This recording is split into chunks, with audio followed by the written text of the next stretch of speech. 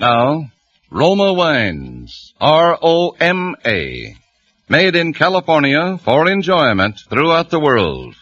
Roma Wines present Suspense. Tonight, Roma Wines bring you the MGM star, Mr. Keenan Wynn, as star of The Night Reveals, a suspense play produced, edited, and directed for Roma Wines by William Spear. Suspense, radio's outstanding theater of thrills, is presented for your enjoyment by Roma Wines. That's R-O-M-A, Roma Wines. Those excellent California wines that can add so much pleasantness to the way you live, to your happiness in entertaining guests, to your enjoyment of everyday meals. Yes, right now a glassful would be very pleasant, as Roma Wines bring you Keenan Wynn in a remarkable tale of Suspense.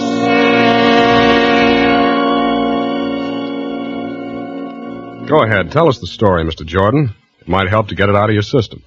Yes. Go ahead, Harry. Well, tell it here, Marie, in front of you? Sure. I can stand it if you can. Well, all right. I'll tell it. From when I first began to know, for sure, 2 weeks ago. I should have known before that something was wrong. I should have known by her eyes. There was a queer look in them, staring at me one minute and avoiding me the next. Well, I came home late one Monday night. They were asleep, my son Johnny and my wife here, Marie. I lay in bed reviewing my day's work. You see, I'm an investigator for the Herkimer Fire Insurance Company, and while thinking about the fire on 2nd Avenue, I fell asleep. Suddenly, I was sitting bolt upright, wide awake, with a strange feeling of being alone in the room. I looked towards Marie's bed. It was too dark to see. I called. Marie?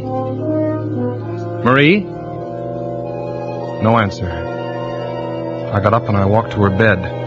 The quilt was bunched up. I pulled the covers down. The bed was empty. In the bathroom?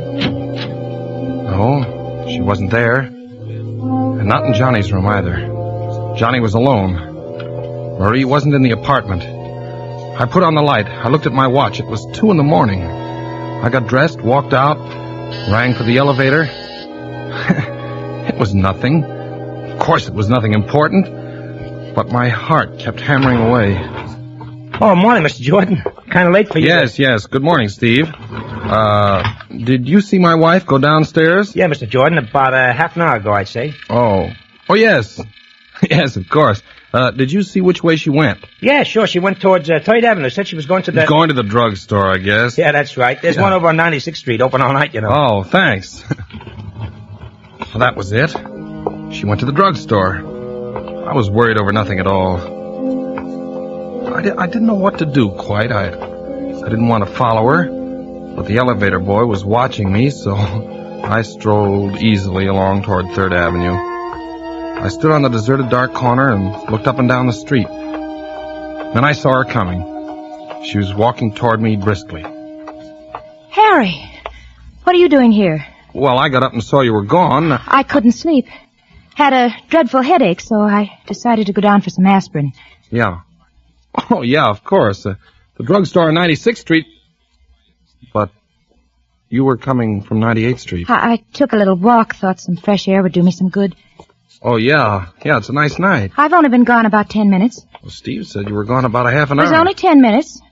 What time is it now? 2:35. I've been out for about 15 minutes. Oh, it's more than that. It was 15 minutes, no more than that. Well, yeah. Yeah, I guess so. Well, everything seemed all right, but still I felt something was wrong. We got into our apartment and we both went to bed. For a minute or so, we said nothing. Listen. A fire. A fire. Yeah. Yeah, not far. Over east a couple of blocks. By the river, I'd say. Hey, it's my district. A fire. Hello. Hello, Harry. Sorry to wake you in the middle of the night, but there's a bad one over near you. Between 2nd and 3rd. Maybe a total loss. Between 2nd and 3rd, Mr. Parmenter? Oh, an apartment building. Yeah. 98th Street. 340 East 98th. I called you because I'd like you to go there direct first thing in the morning instead of coming to the office. Okay, I'll meet you there. Okay, Mr. Parman. Good night. A fire on 98th Street. Yeah.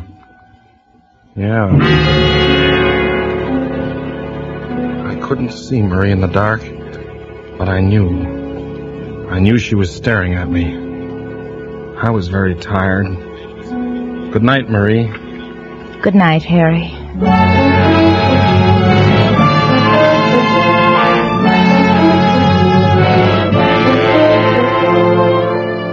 For Suspense, Roma Wines are bringing you as star Keenan Wynn with Kathy Lewis in The Night Reveals by Cornell Woolrich. Roma Wines' presentation tonight in radio's outstanding theater of thrills, Suspense.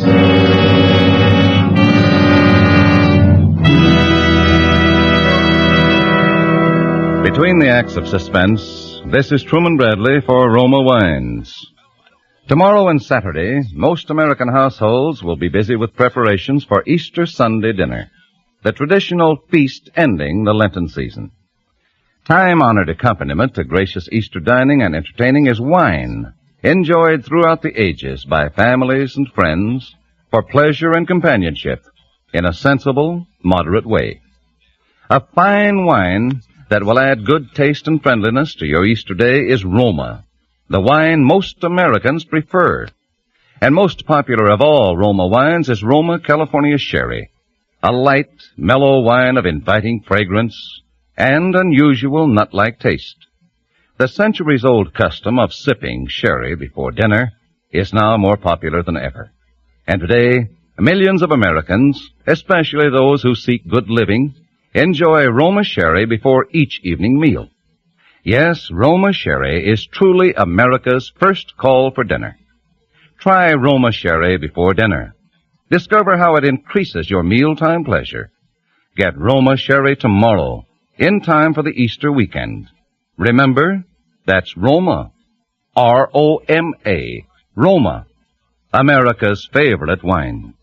And now Roma Wines bring back to our Hollywood soundstage Keenan Wynn as Harry Jordan and Kathy Lewis as his wife Marie in The Night Reveals, a tale well calculated to keep you in suspense.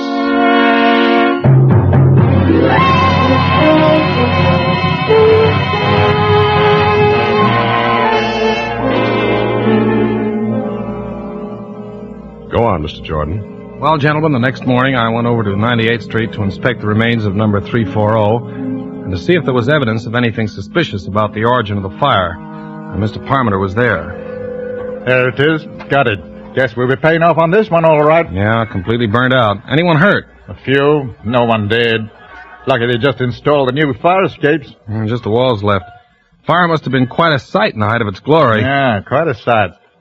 Say, those walls look pretty bad. Might collapse most any time. Oh, the building will have to be raised. That fire did a good job. Oh, there's the commissioner. Oh, hello, Parmenter. Jordan? How are you, Morrell? Know anything about the fire, Commissioner? No, not a thing. Well, we'll have a look. I wouldn't go in there, Jordan. Those walls... Oh, I can take care of myself. Maybe you better not go inside, Harry. Now, don't worry about me. I know fires as well as anyone. You stay outside, Mr. Parmenter. I'm going in. I walked gingerly into the black and ruined hallway, in ashes up to my ankles, until I reached the remains of the stairway. Underneath were several baby carriages, just twisted pieces of metal. A burning fragment of something fell nearby. Come on back, Jordan. Oh, I'm all right. I poked around near the carriages, sifting through the fine, clean ashes. Something caught my eye. A glob of yellow metal. I picked it up, and I worked my way out. She's burned through, isn't she? Yeah, clean through. Nothing left of her. Yep. Did you find anything, Harry? Oh, nothing much. Fire started in the hallway, all right. Cellar's untouched. Fire works its way up. What's that in your hand? Oh, that? Oh, it's just a piece of metal I found. Oh. Here, just picked it up for my kid. He likes shiny things. What do you think, Commissioner? Oh, probably one of those gadgets they have on baby carriages. Yeah, guess you're right. Yeah. It isn't anything. But it was something.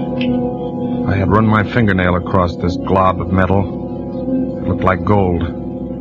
I would examine it in detail at home.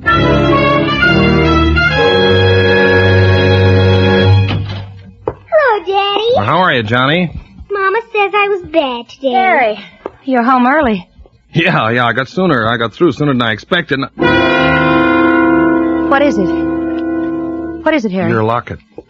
You're not wearing it. You never had it off before. My locket? Well, don't you remember? Daddy, can I go over to see Davy Taylor for a minute? Yes, Johnny, go ahead. All right. Gee, thanks, Daddy. You shouldn't have done that, Harry. I didn't want him to go. He hasn't had his dinner. Never mind, Johnny. What did you say happened to the locket? Why, I gave it to you. To me? Well, I put it in your pocket to have it fixed. The catch was loose. I don't remember. I put it in your pocket, Harry. I forgot to mention it to you. I wanted you to take it to the jeweler's, get the catch fixed. I just put it in your coat pocket while you were shaving. When? Yesterday? Yes, yesterday morning. Well, then it should be in my pocket now. I wore this suit yesterday, too. Nothing in my pockets, Marie. Well... Marie. Yes, Harry? Is anything wrong with you? I'm perfectly all right. There's not a thing wrong with me. Well, you look worried, as if you had something on your mind. No, it's nothing. I've just been having a headache. Maybe you ought to see a doctor. No, it really doesn't amount to much. Well, I think I'll take another look for the locket. Which suit did you say you put it in? Your blue suit, I think. Maybe it was the gray, though. I couldn't make it out. What had she done with the locket? Had she pawned it? Had she given it away? And then I remembered something. I went into the bathroom and locked the door. I looked at this shapeless little glob of yellow metal. I rubbed the blackened spots away until all of it was gleaming. I took a nail file out of the medicine chest and began to file it.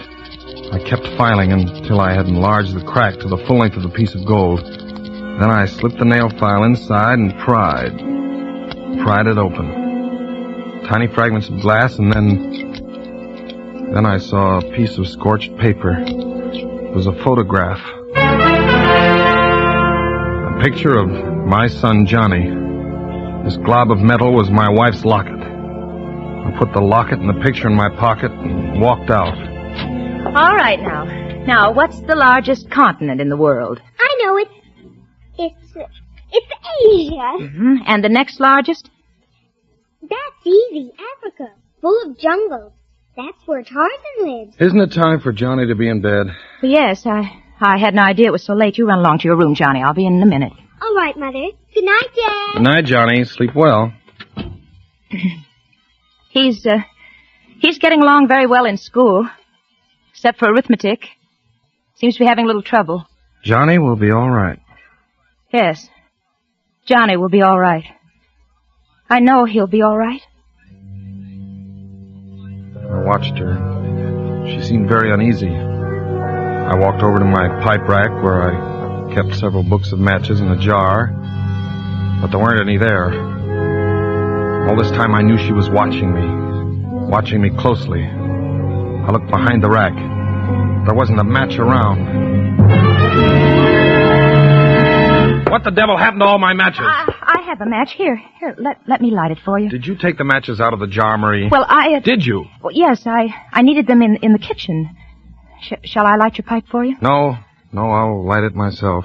I picked a match out of the booklet. It was a clean white match with a green head. I struck it against the side. The match sputtered up into a yellow flame, fringed on the bottom with blue. Marie stared at it until I felt the sharp bite of the flame on my thumb. Would you like a cup of tea, Harry? No, dear, I don't think so. Marie! Leave the matches on the table. I need them. I'm rather short of matches. The pilot light isn't working. Is this the only book of matches in the house? I'll have to get some tomorrow. Where are you going, Harry? Get a drink of water? No, I'll get it for you, Harry. Never mind, Marie. I'll get it myself. I went into the kitchen. There was a paper bag alongside the gas range. Matches, all thrown in helter-skelter. Books of matches and safety matches, all mixed together. I walked back and sat down in my chair. Marie, you've been having headaches lately. I'm just tired. Nothing serious. Well, how would you like to go away for a few days? You know, take a vacation. I'll get a maid to take care of Johnny and me. It'd do you a lot of good. No, I don't need a vacation. There's nothing wrong with me, but Harry, there is... Yes? There's nothing the matter with... You were about to say something else. I've got to go into Johnny's room and see that he's covered. He always throws the covers off.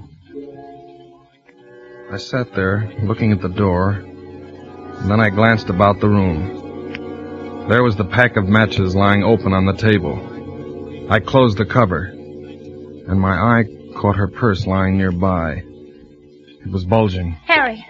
Well, what's the matter? My purse. Yeah. Yes, your purse. Here, look. See, the handle's loose. And it's full of matches. 12 books of them. And these newspaper clippings. Give it back to me. Why are you saving these clippings? Why do you carry matches with you? I bought the matches in a store, 12 for 5 cents. And these clippings.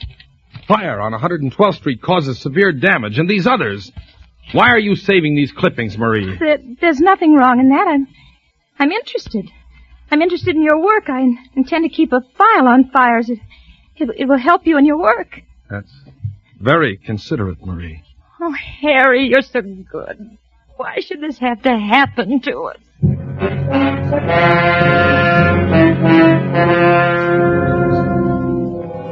Towards midnight, I went to bed. Marie did not follow me. I lay in the semi-darkness, wide awake, trying to think what I should do. I couldn't collect my thoughts. Every time I closed my eyes, I could see the flame of the match, yellow and blue, crawling along the matchstick. Here, drink this, Harry. It will help you sleep. What is it? It's cocoa. It's very good for you. I'm not the one that's having trouble falling asleep. We both couldn't sleep last night. I'm taking some of this myself as soon as I go to bed. All right. Leave it on the nightstand. You'll be sure to drink it while it's hot. Yes, Marie, I will. Good night, darling. Good night, Marie. Cocoa. And then suddenly I knew. I looked around quickly for something to pour it in. There was the radiator pan. It was empty. I poured the cup of liquid into it. And then I lay back and waited. Waited for her next move. About a half an hour later, I heard the door open softly and Marie tiptoed toward my bed. Harry? Harry?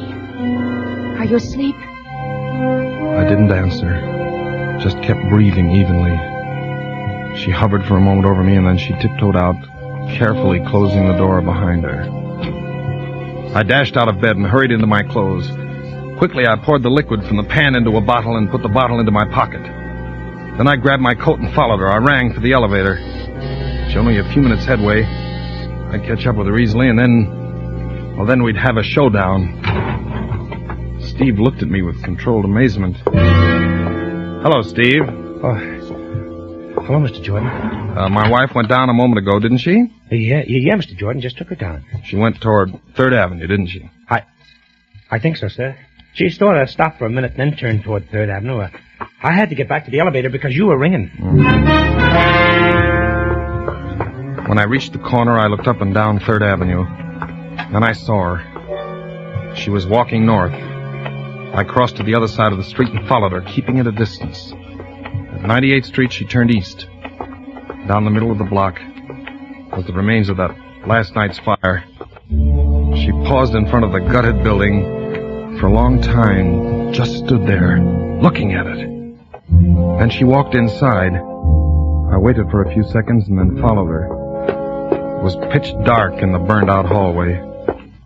Ahead of me, I could see the glow of a match. Then I saw what she was doing. She was collecting the charred debris near the baby carriages. How foolish. There wasn't anything that could burn there now. She lit another match. I watched the flame light up her face. Her face so intent upon her work that she didn't hear me approach. Marie! Who's there? It's me, Harry. Harry, why did you... Come along, Marie. We'd better get out of here. Police. I took her hand, and without a word, she came along. We walked home in complete silence. We both knew. When we came to our apartment house, I stopped and rang for the elevator. In the light of the hallway, I could see her face. My wife's face. Ashy gray. Her eyes bright and painful. You run upstairs, Marie. I'll be along in a minute. Harry, where are you going? I'll be right back. Please, Harry, don't do anything. You run along, Marie. You're not going to... No, I'm only going to the drugstore to get something. I'll be back in a few minutes.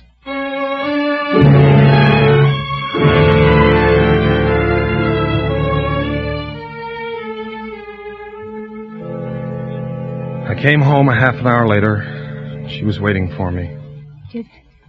Did you do it, Harry? Harry, please tell me. I've got to know. I had the cocoa you gave me analyzed. I'm sorry. I had to do it. Don't you see? I couldn't help it. It was very easy for the druggist, especially when I told him what I thought was in it. That sodium stuff that makes you sleep through an earthquake. Please try to understand, Harry. You must understand. Is the kid asleep? Yes, Johnny's all right. Well, I was sorry for Marie. She looked so haggard and worn. It wasn't her fault. I was sorry for myself. My head was roaring. I wasn't feeling too well. I kept seeing sparks in front of my eyes. I closed my eyes for a moment. Let's go to bed, Harry. Marie, we can do something. Let's burn up every match. Every match in the house. We'll never bring another match in here. No, Harry, we can't do that. You don't want to? No, Harry, not now. See? This is the first book. It's turning black. We'll do it with every book of matches. It's no use. It's no use, Harry. Strange, isn't it, that this should happen to me? Me, a fire inspector. Oh, that's funny. Give me the matches, Marie. All the matches. No, I can't do that. I won't. Give them to me. Please don't. Please don't take them. I'll do anything you want, anything. Where did you hide them? Tell me. Where are they? Inside the range behind the paper bag. I dropped her hand and she sank to the floor in a huddle, weeping. Then I went into the kitchen and I got all the matches. Please, Harry, don't burn them off. By now, my anger was cooling off. Look, Marie. Look up. See? I light each book of matches one at a time until they're all gone up in smoke. Yellow flame licked its way down the matches. The cover caught fire and blackened. I watched her look at the flame with dazed eyes. Listen, Harry, do you hear? Well, it's just someone in the hall. It's more than someone. Something's happened. Something has happened. I'll take a look. The house is afire. Yes, Marie. Wake up Johnny. Johnny! We'll have to hurry. The flames are coming up the stairs. There's an upward draft. What's the matter? The house is afire. We've got to get out. Well, it's too late to go down. We'll have to go up through the roof. I've hurt my leg. Come along, Mother, Johnny. wait for Mother. She'll come along. No, I want to wait for Mother. It's all right, Johnny. Go along with Daddy. I'll follow you. No, I won't. Hold on to my arm, Marie. Hold on. Come on. Give me your hand, Johnny. Now, don't be scared. The fire won't hurt you. It won't hurt you at all. It's safe for me.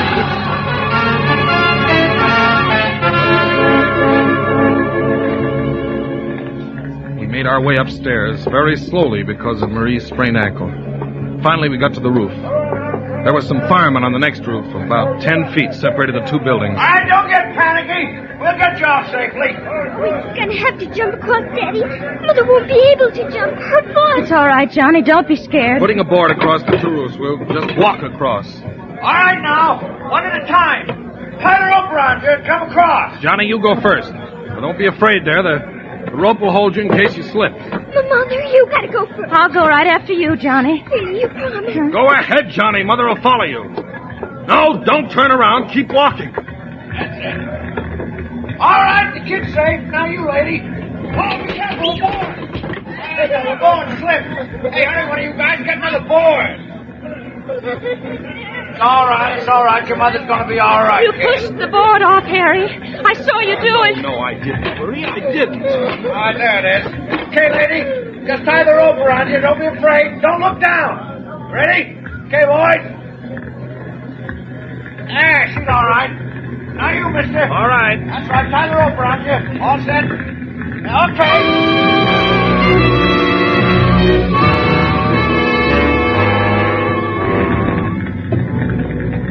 On the ground, we stood there, the three of us, watching the fire. Sparks were shooting up through the hole where it had bit through. Great flames shot out, stabbing at the sky. The top of the roof was burning now. A red flame crawled along, searching out the inflammable spots.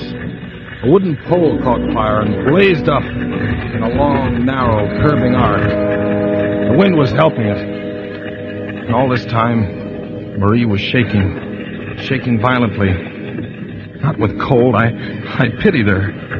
And then she threw up her hands and shrieked. Now, darling, don't. Stand up. We can't go on this way, police. Now, don't do it, Marie. No, there's no need. Not the police. You don't know what you're saying. What is it, lady? What is it? Pay no attention. No, it's no use, Harry. Officer, these awful fires. They're not accidental. There's a pyromaniac, a criminal. I know who it is. You've got to arrest the person. Arrest them. So there won't be any more. All right, lady, all right. Now, what is this? Who's the pyromaniac? The criminal is my husband, Harry Jordan. This man here. Arrest him, officer.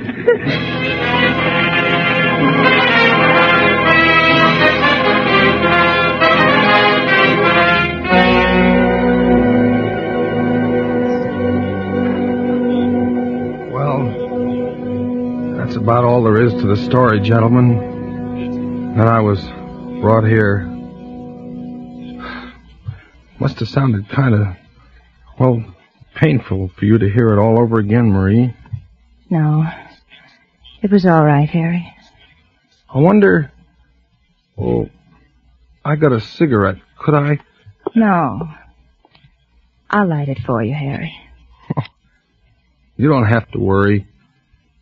I won't try and keep the matches here. She's been awful good to me, gentlemen.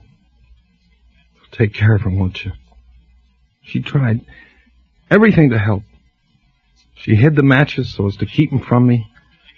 She even tried to give me sleeping pills so I wouldn't...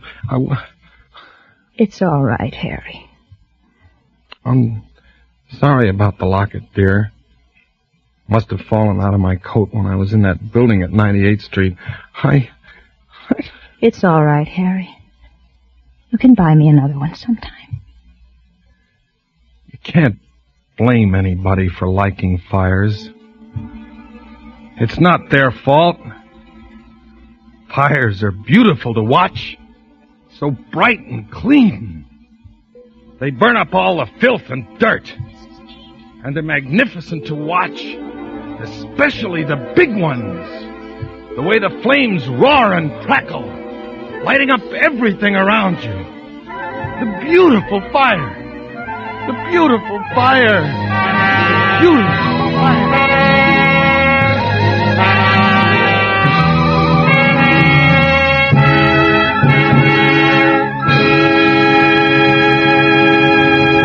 Suspense.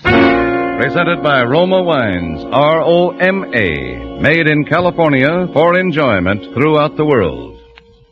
As traditional as fine frocks for the Easter parade is fine wine with Easter dinner. Here's how you can enjoy this festive Easter dining custom and still keep within your budget. Serve delicious Roma California Burgundy. At the first sip, you'll discover why robust Roma Burgundy is the perfect flavor mate for your favorite roast or ham. How Roma Burgundy's taste harmony with fine foods brings out hidden flavor in every morsel. Best of all, red Roma Burgundy with its rich, exciting color, exquisite full bouquet, and tempting taste luxury is a treat you can enjoy often. For fine Roma wines, America's first choice, cost no more than ordinary wines. Put Roma Burgundy on your weekend shopping list now. Give your family the utmost in gracious, satisfying Easter dining.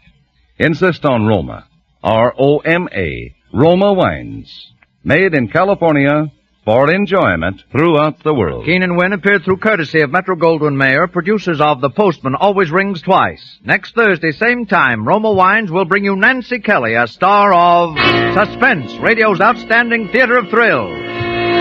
Produced by William Spear for the Roma Wine Company of Fresno, California. This is CBS, the Columbia Broadcasting System.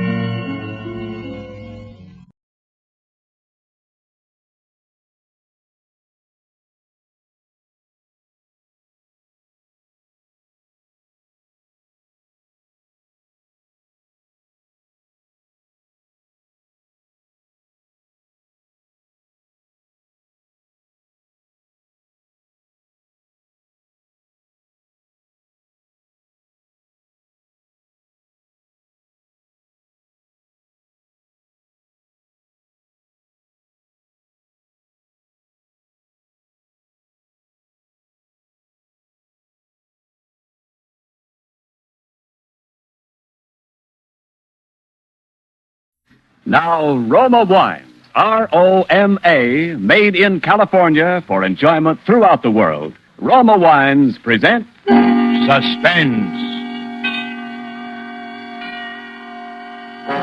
Tonight, Roma Wines bring you Mr. Elliot Lewis as star of Can't We Be Friends? A suspense play produced, edited, and directed for Roma Wines by William Spear. Suspense. Radio's outstanding theater of thrills is presented for your enjoyment by Roma Wines. That's R-O-M-A. Roma Wines. Those excellent California wines that can add so much pleasantness to the way you live, to your happiness in entertaining guests, to your enjoyment of everyday meals. Yes, right now, a glassful would be very pleasant, as Roma Wines bring you Elliot Lewis in a remarkable tale of suspense.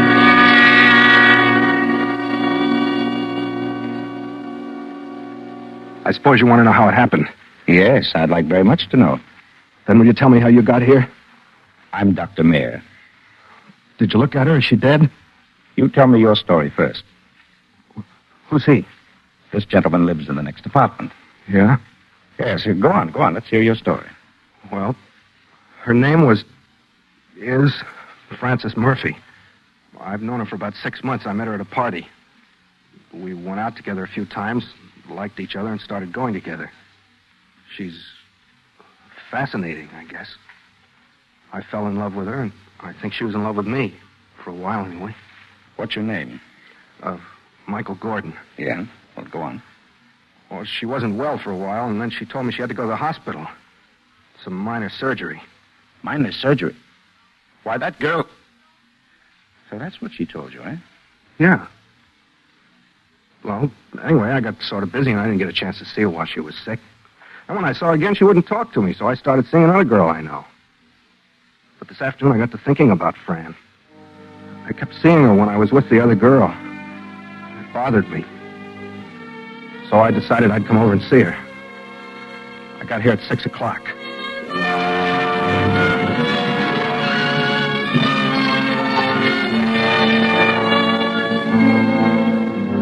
This apartment, in case you don't know, is very easy to get up to. The desk clerk sits around the corner from the elevator, and you don't have to see him if you don't want to. I didn't want him to call and tell Fran I was coming up, so I went over to the elevator without talking to him and came directly up to the 4th floor and knocked on her door. Hello, Fran. Oh, it's... My. How are you, Fran? Can I come in? What do you want? Oh, I was just passing by. I thought I'd stop in and see how you were feeling. You're a little late, aren't you? Been feeling better for 3 weeks. Oh, now don't be like that, honey. I was busy. That's why I didn't see you. Aren't you going to ask me in? All right, come in. But you can't stay long. I've got an engagement with a very good friend tonight. Oh, thanks. The apartment looks very nice. Sit down if you like. Oh, thanks. Care for a cigarette? No, thanks. You look swell. It's not your fault I do. Oh, now don't be like that, Fran. I feel awful about not seeing when you were sick. I had to see a fellow from out of town. Did it take you 10 days to see him? Oh, honey, you know how those things are. It was business. You just can't make any other plans. You really don't have to explain it to me. I'm not the least little bit interested in what you do. Fran, look at me. I'm sorry, Fran. I don't blame you for being mad at me. I'm no good, I guess. I'm just a no-good bum. I never deserved having a girl like you anyway. How true. But let's let bygones be bygones and at least part good friends, huh? That's really why I came by today. I wanted to ask you, can't we be friends? Well... Because I loved you, Fran. You know that I did. I still do. But, of course, I realize that's beside the point. You still do, huh? Whatever do you mean? Oh, I've been thinking about you a lot, Fran. About how you walk, the fingernail polish you use, the perfume you wear. That you gave me for my birthday. Did I? Well, you know, that's right. I remember now. You sure were surprised. It's very nice of you. It was nothing, honey. Nothing at all. I wish I could have gotten you a mink coat. 2 mink coats, one for afternoon, one for nighttime. Really? Mind if I sit here next to you? Well, I don't know. Thanks. You're wearing a perfume now, aren't you? Uh-huh. Yeah, perfume has a better smell when you wear it, you know? Oh, will you forgive me, Fran, for being such a heel? Well, you really didn't... No, don't answer that, honey. That wasn't nice of me to ask you that. There's no reason why a girl like you should get stuck with a bum like me. You're better off going out with other people. Who's this friend you had the engagement with tonight? Are you really sorry you didn't see me, Mike? I told you I was. I could have killed myself. I felt so bad. Oh. Give me a kiss. Sure, honey.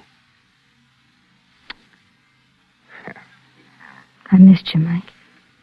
And I haven't got an engagement with anyone tonight. I haven't been out of the house. Dr. Mayer said I should take it easy. No, that's good, honey. We'll go out tonight, huh? Or would you rather I stayed here with you for dinner?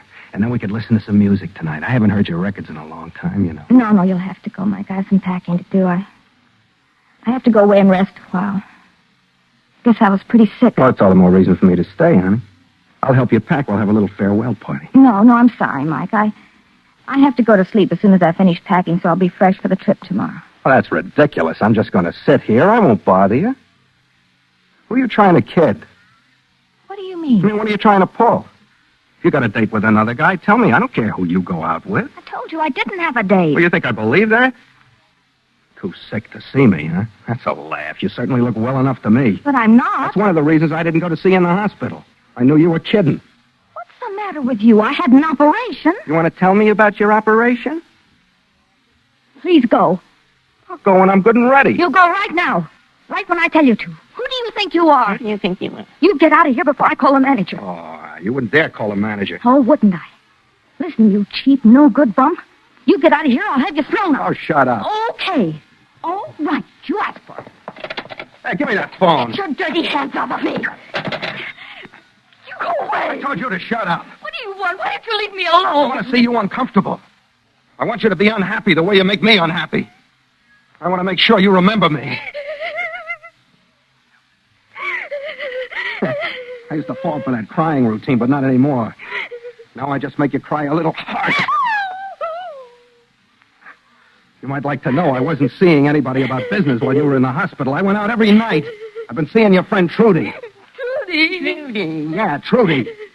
But then I had to come back up here today and see you. Because I kept seeing you and I kissed Trudy. What's that got to do with me? You get out of here. I gotta do something to stop that. I don't love you anymore, but I keep remembering you. That's no good. You can stop remembering me anytime you like.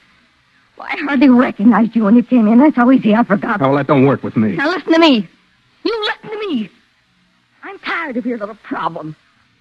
I don't like you, and I wouldn't even like you if you had any money, which goodness knows you haven't. I want you to go away and leave me alone. I don't want you to come back here anymore. You saw me today because you wanted to. Okay, but no more. I'm going into the bedroom and I'm going to lock the door, and I don't care whether you stay here forever, but I'm not coming out until you leave here. But if you haven't left in a little while, I'm going to scream. And I'm going to keep screaming until somebody comes up here and throws you out of here.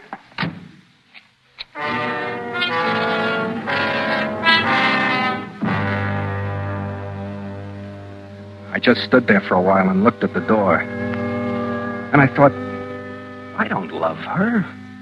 I don't love her at all. I hate her. That's when I decided to do it. Because I figured that if there was no Fran, then I could see Trudy or anybody else I wanted to and not have to worry about being lonesome for Fran or feeling sorry for Fran or needing Fran. And I figured you don't remember dead people very well. But I knew I had to do it that night before she left on her trip. I worked it out like this. I'd leave right then and leave her front door on the latch and talk to everybody in the building and go to my boarding house and tell everyone there how tired I was and go up to my room. That would be my alibi. Everyone would have seen me go to sleep. Then I'd wait until everybody was in bed. And I'd take my gun and come back here without anybody seeing me and kill Fran.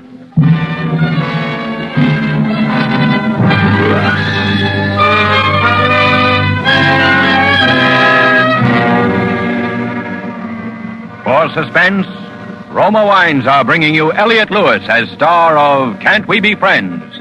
a radio play of which he is also the author, and which is Roma Wine's presentation tonight in radio's outstanding theater of thrills, Suspense.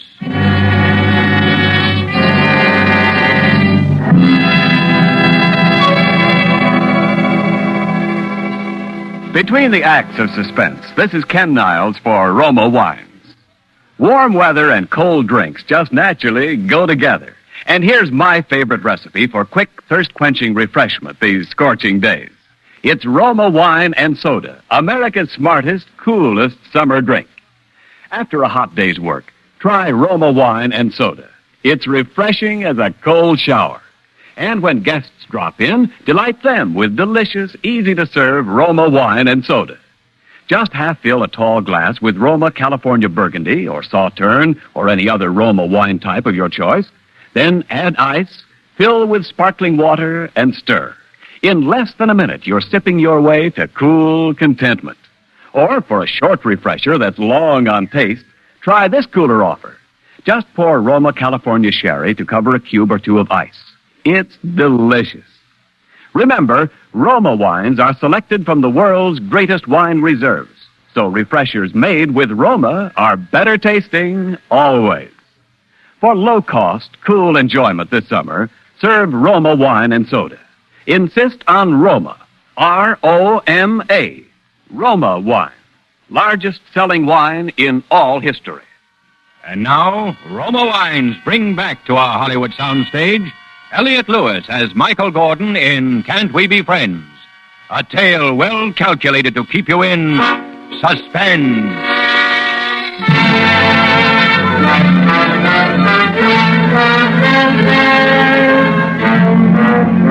Fran? Hey, Fran? Well, I'm going now. I'm sorry we couldn't at least be friends. I went to the front door of her apartment. Snapped the lock open and left, making a little noise closing the door so she'd know I'd gone. In the elevator going down, I saw a guy I didn't know, but I wanted to be seen leaving, so... Pardon me, do you have the time? Sure. Quarter to 7. Thanks. I'm awful tired. You've been working hard? Oh, yeah. Early jobs every morning. Matter of fact, this is almost my bedtime. Huh? Oh, after you. Oh, thanks. It's all right. I'll see you, huh? Night.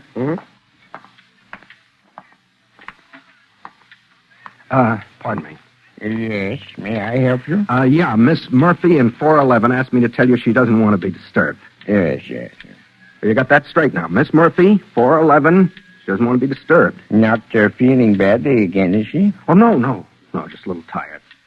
Taking a nap. Oh, well, thank you. I'll see that she's not bothered. Yeah, because she doesn't want to be disturbed. Got the time? 10 minutes to 7. 10 minutes to 7. I better get my dinner and get some sleep. Got an early call in the morning. I left the building and took a cab, although I didn't have too much dough. I talked to the cabbie. I asked him about his family. I got real chummy with him. Because he was a Red Sox man, so I was a Red Sox man. At the boarding house, I gave everybody a big yawn. I lauded around how tired I was. I even had the landlady feeling sorry for me, and she usually hates me. Everybody patted me on the back up to my room. I made a lot of noise dropping my shoes when I got there. I jumped up and down on the bed a couple of times. Then I went over to the window, and I looked out at the street, and I waited.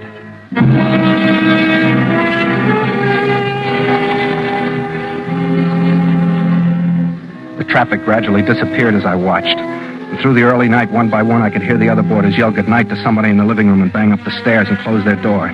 Pretty soon I knew they had to be asleep. About 1 o'clock in the morning, a last pair of footsteps came upstairs without saying goodnight to anyone. I knew they'd all turned in. I waited a little longer to make sure everyone was sleeping. Then I put my shoes back on. I got my gun out of the bureau drawer. I opened the door to my room. Old man Epstein was sawing away down the hall, making his usual racket, so I felt easier about going past his door to get to the stairs. But I was very careful and quiet.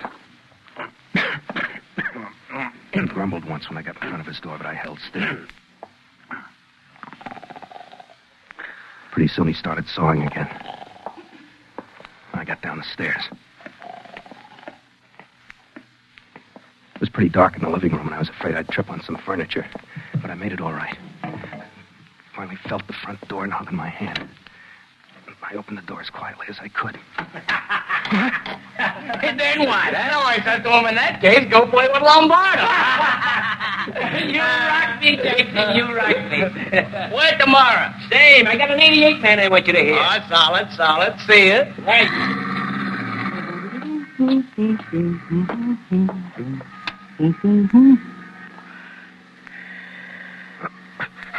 Oh, that you, Lippy?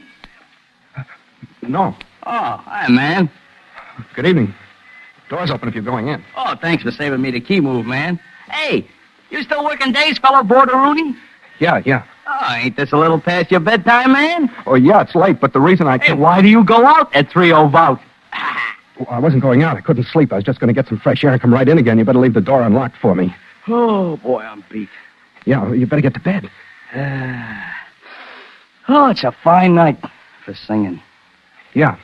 Well, don't get too much of that fresh air. Liable to choke you to death. Yeah, well, good night.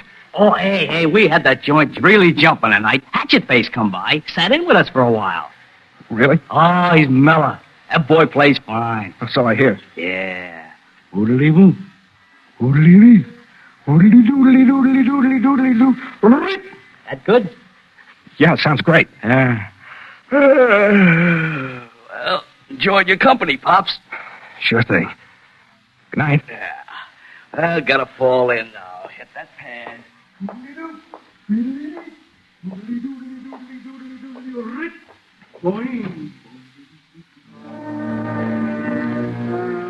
I was frightened for a minute. I was awful frightened.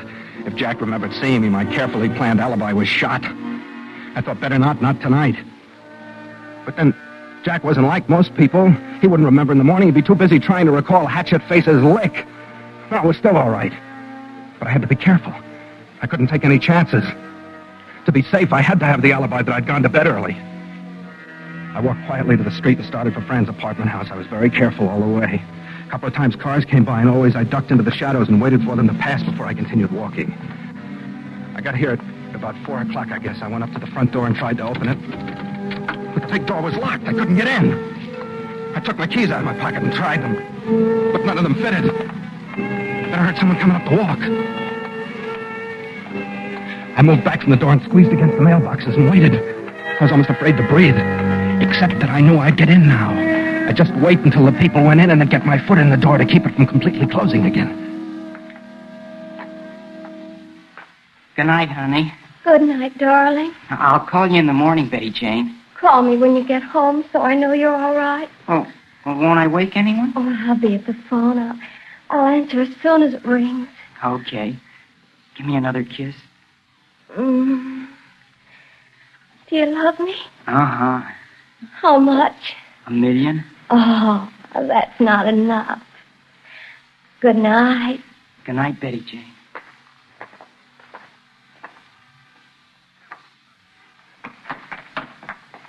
$7 million? That's better. Don't forget to call. I won't.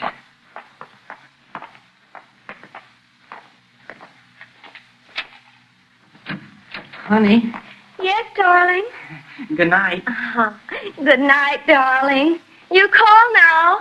I will.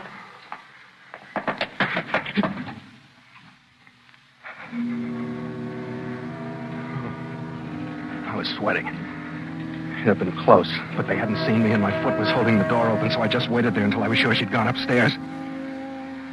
And then I opened the door and quietly guided it closed and walked on tiptoe across the lobby to the elevator.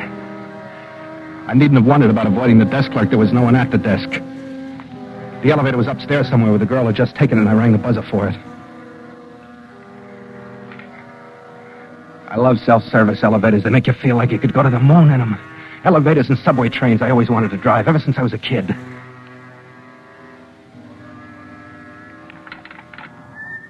I got back in the dark just in time. The guy didn't see me.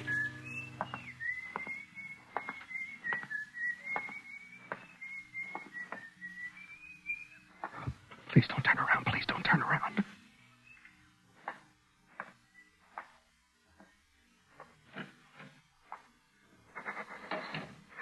My mouth was so dry I wondered for a few seconds how that guy'd been able to whistle, you know, the way you do. Then I opened the elevator door and got in. I pushed the button for the 4th floor. I got a little panicky because I thought that if someone was waiting on the 4th floor, they'd see me when they opened the elevator door. I almost convinced myself that someone would be there waiting for me. I put my hand in my coat pocket and felt the gun there and grabbed it hard. It was cold, so I took it out and pressed it against my forehead. That made me feel a little better.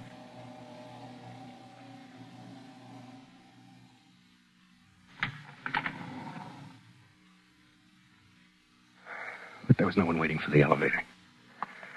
I stepped out into the dark hallway. I took a pencil out of my pocket and jammed it against the door so that it couldn't close. You know the way those things are, they won't run when the door is open, and I wanted it to be there waiting for me when I finished the shooting. That was the only way I figured to get out of the apartment before everybody woke up and started doing something about hunting for me. There's a basement exit, you know, and the elevator goes down in the basement. I had all that figured, too. The pencil seemed to work, but to make sure, I stepped back into the elevator and pushed a button.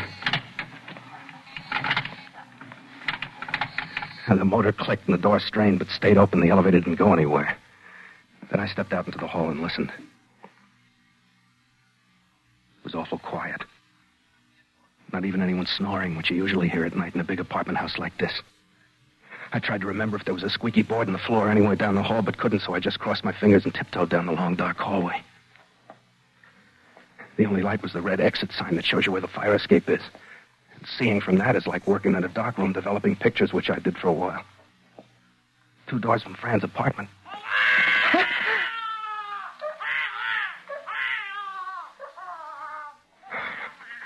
That's the most frightened I ever was in my life, when a kid started to yell. Because in the first place, I didn't know what it was right away. And in the second place, I thought, he'll wake up everybody in the apartment and they'll be up and on their feet when I start shooting. I guess I held my breath for a couple of minutes because when I started to try and relax, my breath came out in a low whistle. Well, that scared me, too. I thought, it'd be great if I get a heart attack right here in the hall of a strange apartment house in the little hours of the morning with a gun in my pocket. It's like being afraid of a fire at night because you don't want to go out in the street in your pajamas. Oh, it's worse, I guess. Anyhow, the baby finally quieted down. I waited a while, because I didn't know whether his mother had gotten up to quiet him or whether he'd just gone back to sleep again. I wasn't taking any chances now. It was too close to the finish. I waited. I figured it was safe a few minutes later and continued snailing down the hall. I stopped at Fran's door and listened. It was quiet inside. I put my hand into my pocket and grabbed hold of the gun. Then I slowly turned the doorknob, slid the door open. It didn't creak or anything, which was lucky. I got into the room, quietly closed the door again. I took the gun out of my pocket and released the safety and went to the bedroom door. It was already a little bit open. Through the crack, I could see her figure lying on the bed. I pushed the door enough ajar so that I could move into the room and look closer. That chop suey sign across the street was flashing on and off, and as I got used to the pattern it made on the walls, I saw Frances lying on the bed, dressed as she had been when I'd seen her early in the evening. She was lying on her stomach with her face turned toward the far side of the room, toward the shadow. My nose started to tickle. I thought I was going to sneeze, but when I pressed the cold gun against my upper lip, the desire left me. I moved slowly and quietly toward the bed. I got within a few feet of her. I pointed the gun right at her head. The gun was weaving around, so I held on with both hands. I took very careful aim.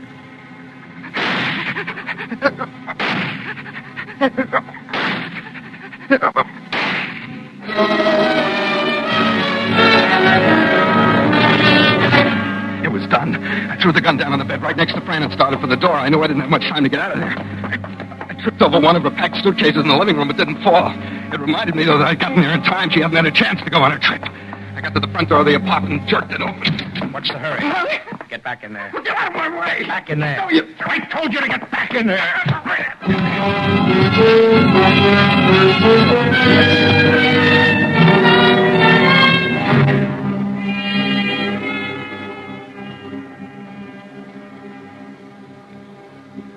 And that's all I know of what happened. I see. Did you hit me? Yes. I was helped by this gentleman here. I used that book. What are you doing here?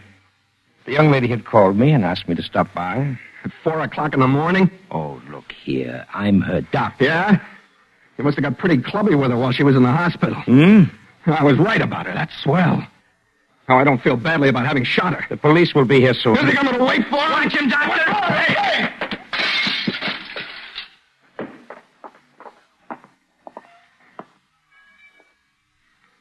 Wow.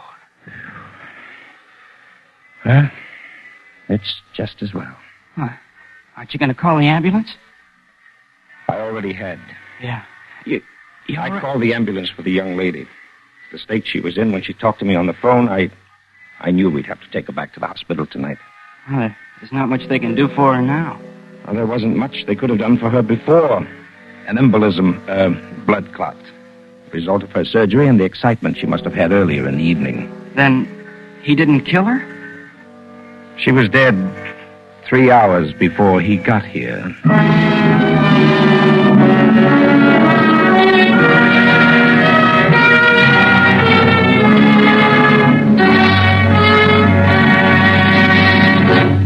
Suspense. Presented by Roma Wines. R-O-M-A. Made in California for enjoyment throughout the world.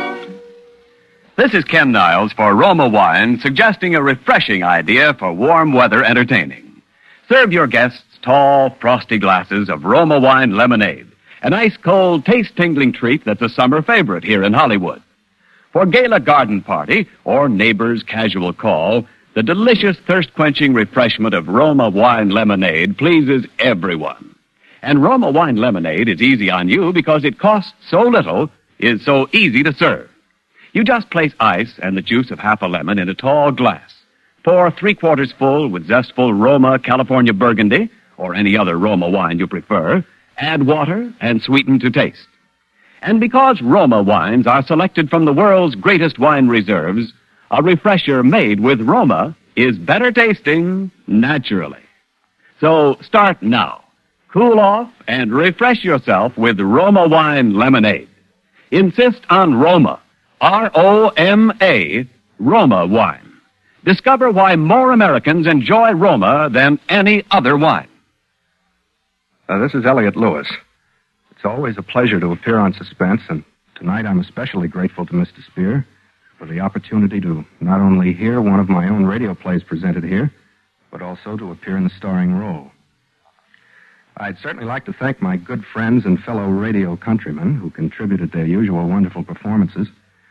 Lorene Tuttle, who was Fran, Wally Mayer, who was the doctor, Jerry Hausner, who was the Vout kid, Betty Moran and Irvin Lee, who were the two kids outside the apartment house, and Bill Johnston, who can do almost anything.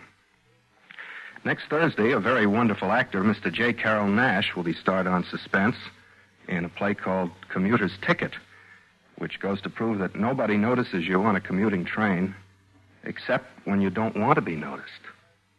Next Thursday, same time, Roma Wines will bring you J. Carroll Nash as star of Suspense, radio's outstanding theater of thrills. Produced by William Spear for the Roma Wine Company of Fresno, California.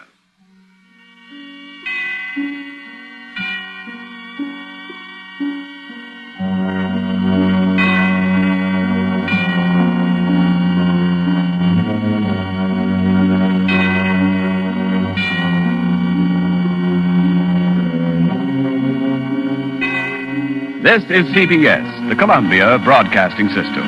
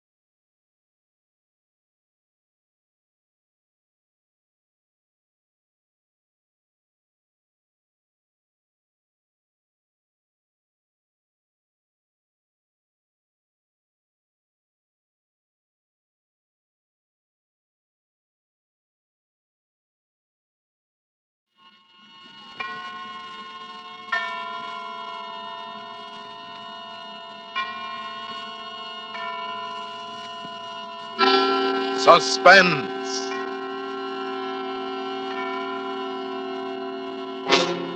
Autolite and its 96,000 dealers present Miss Betty Davis in Goodnight, Mrs. Russell, a suspense play produced and edited by William Spear.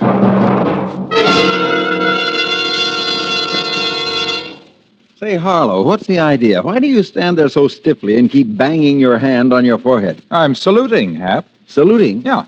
Oh, I get it. Saluting Autolite resistor spark plug. No. Not that those wonder-working wide-gap whizzes don't warrant a whale of a whack on the welkin. They do. But tonight, I'm saluting the truckers of America, the nifty nonpareil purveyors of conveyors who are holding their annual get-together and Gabfest in Boston, Massachusetts, starting tomorrow. Oh, you mean the American Trucking Association? The same. Why, they've got millions of accident-free miles to their credit. Seldom, if ever, make a mistake on the road. How do they do it? I'm not sure, but I think Autolite resistor spark plugs must be behind it. Because you're always right with Autolite.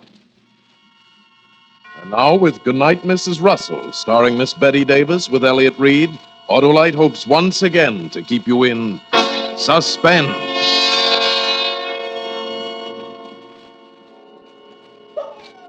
There's no escaping now. He hasn't said a word for 10 minutes. I know he's turning over in his mind how he's going to kill me. Argument and reasoning are useless. It's almost dawn now. In a little while, the milkman and the paper boys will be making their rounds. I'll be dead.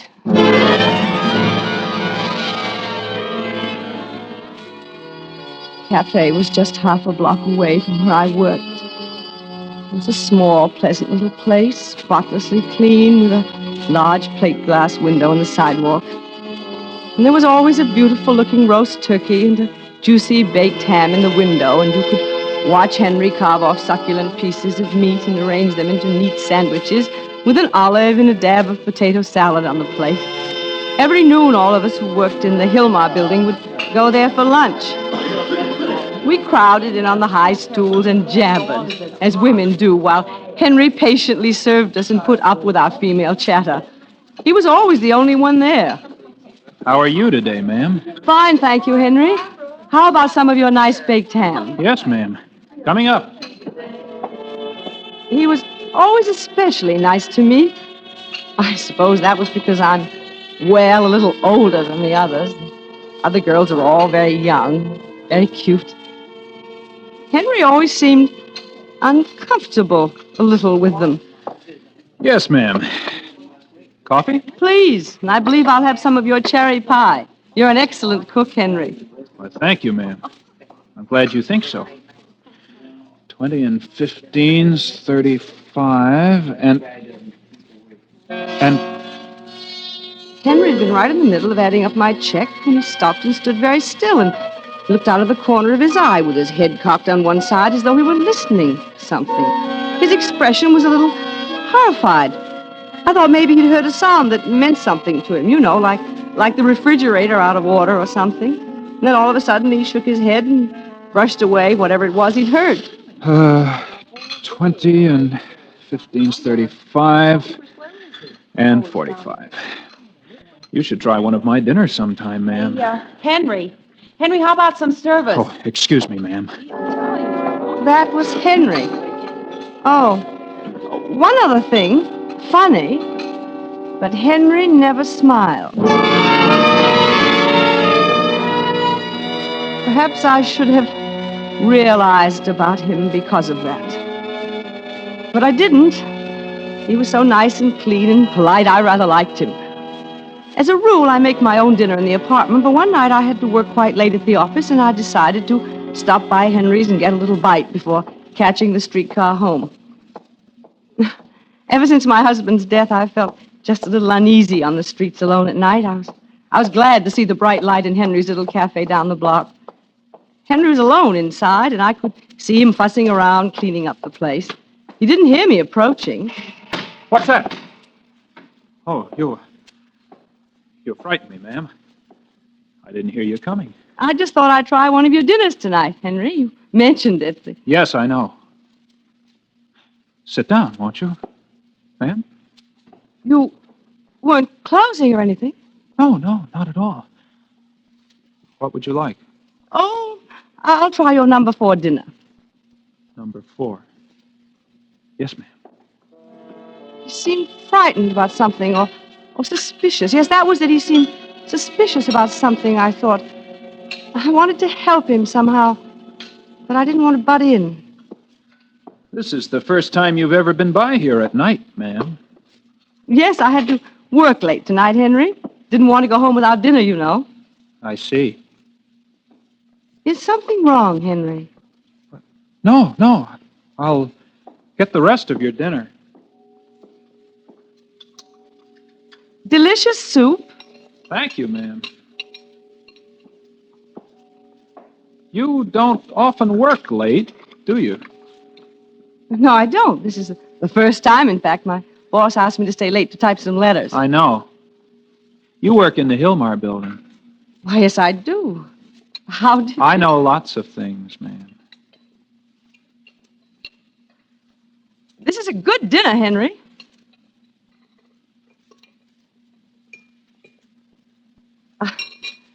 I guess I'm not as hungry as I thought I was. I'm afraid I'm going to have to leave some of it. I thought you liked my cooking. You said so just the other day. Well, I do. I think you're a fine cook, Henry. I'm just not hungry tonight. I waited too long to eat, I guess. You don't have to make excuses, ma'am. If you didn't like it, just say so. Oh, no, I mean it.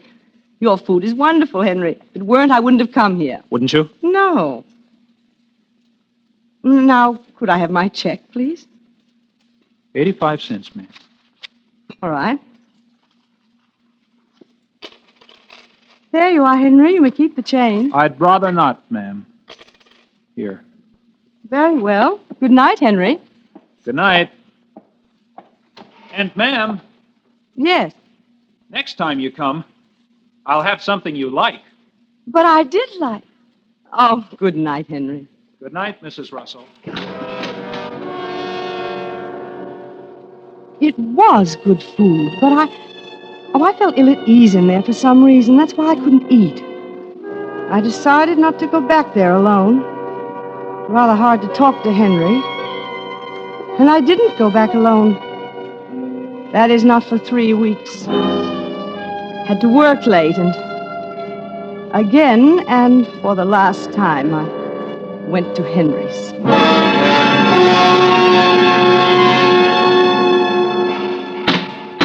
Hello, Henry. Ah, you decided to try me again, I see. Why, Henry, I've been eating here every day. Not at night. What's the difference?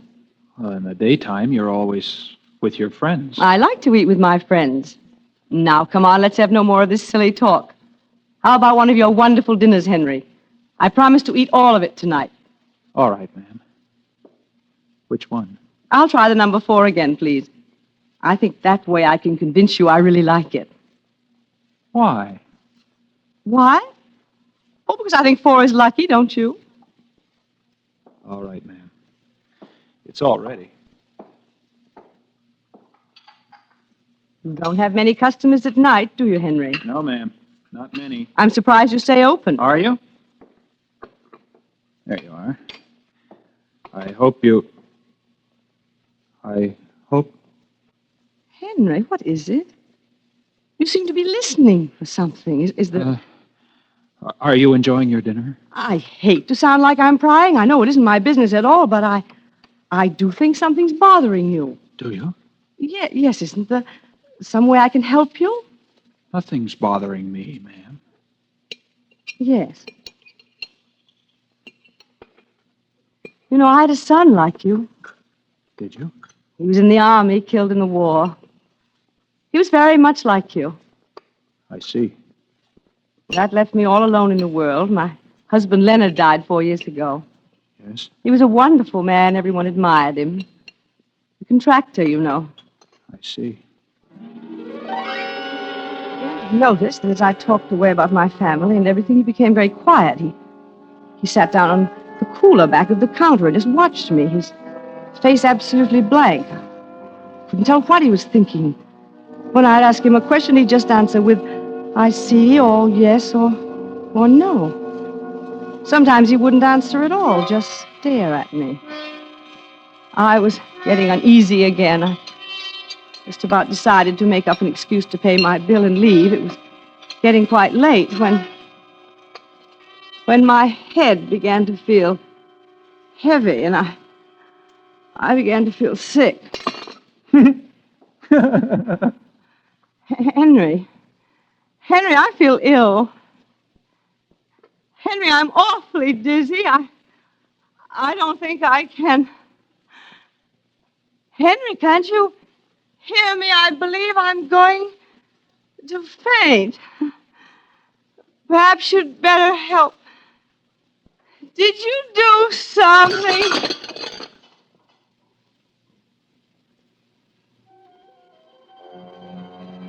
Good night, Mrs. Russell.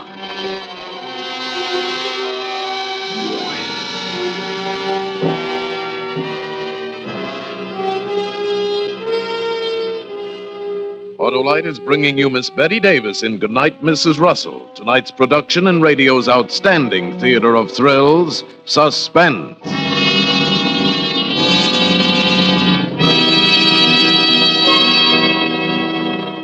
Say, Harlow, how'd you stain your tie? Oh, that's from the alphabet soup we had at dinner. Boy, do I love that soup. Crazy about it, huh? Yeah. We have a special alphabet, too. Only the letters ALRSP.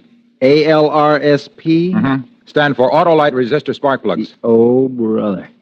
Say, when you eat it, do you make noises that sound like ALRSP? Noise? No, sir. Everything's smooth with Autolite Resistor Spark Plugs because only Autolite Resistor Spark Plugs have the built-in 10,000 ohm resistor that makes practical their wider gap setting and results in 1. 200% longer electrode life. 2. Quicker starts in cold temperatures. 3. Better engine performance on leaner gas mixtures. Gas savings. 4. Less spark plug interference with radio and television from passing cars and trucks.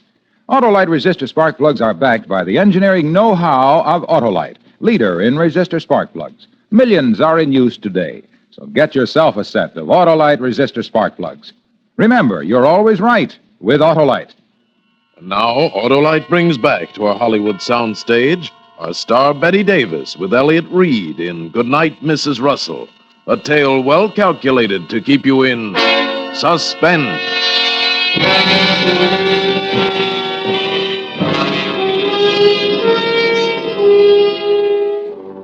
I don't know how long I was unconscious. It seemed just for a moment crowded with horrible nightmares and dreadful sounds. I remember hearing a woman screaming and crying horribly. It was ghastly. I must have been unconscious several hours. And when I opened my eyes, it was dark, pitch dark. A clock was ticking somewhere, and I realized that the screaming woman had been me. Is anyone here? I'm tied up.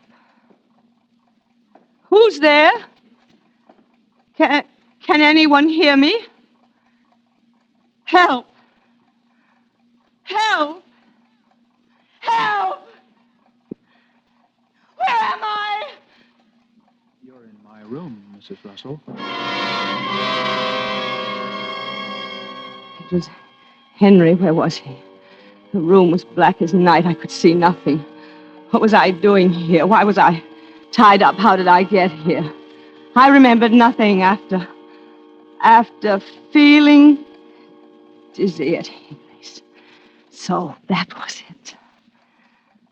You put something in my food, didn't you, Henry? Yes, I did, Mrs. Russell. I didn't want to kill you at the cafe, you see. Kill you?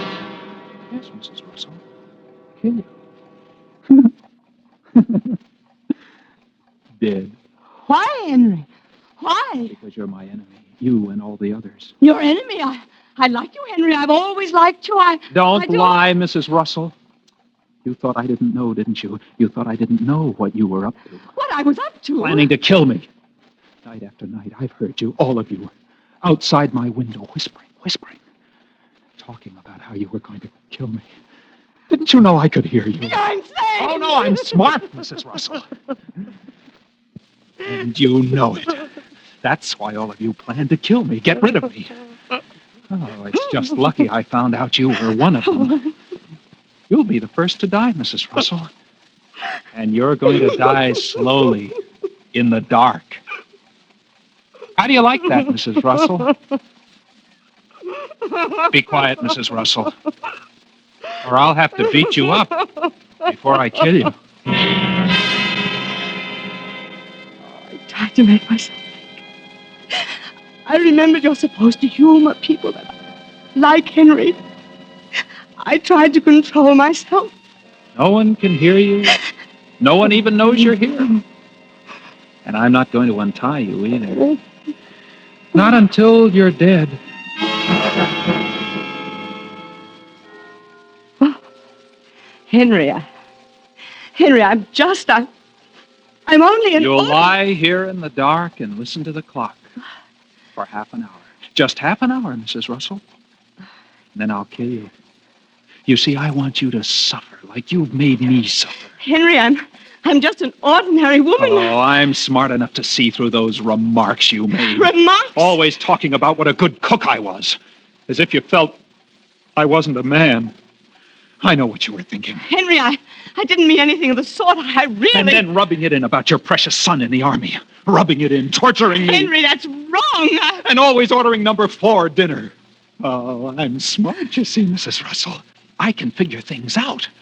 Number 4 is lucky, you said. 4 for 4F, you meant. Henry, all those things, they were your imagination. I didn't mean them that way at all.